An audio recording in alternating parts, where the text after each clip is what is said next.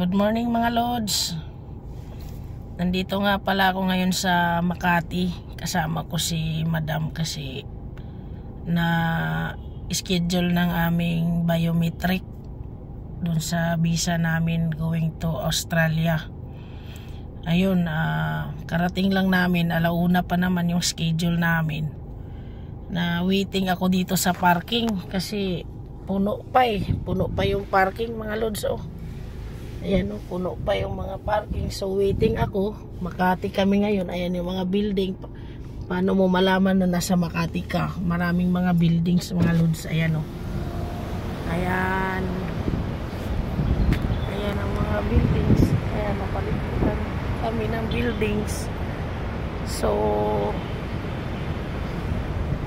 waiting ako. Hindi pwedeng umalis daw ang driver.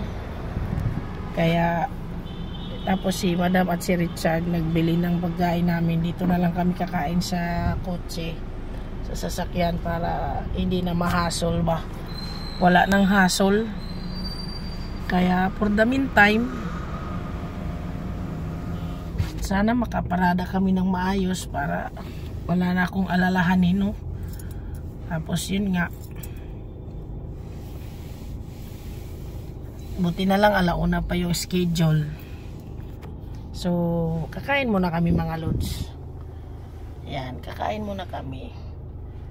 Kaya ano lang muna ako. Nag-vlog muna ako para at least di naman ako mainip kasi iniwan ako ng dalawa Umili sila ng pagkain. Ayan, kaya waiting lang ako mga Lods. Habang waiting, ito, kausap ko kayo. Yan nga pala yung mga dito kami ngayon. Yan yung lugar na yan. Yan mga Lods. Nandito kami sa area ng De La Rosa Street ba to? Ayan, De La Rosa Street. So ito yung favorite namin na parkingan kasi may lilim-lilim, may kahoy dito Kaya waiting lang ako mga Lods. So paano, babay na muna sa inyo. Bye bye mga Lods, ingat kayo palagi. I love you.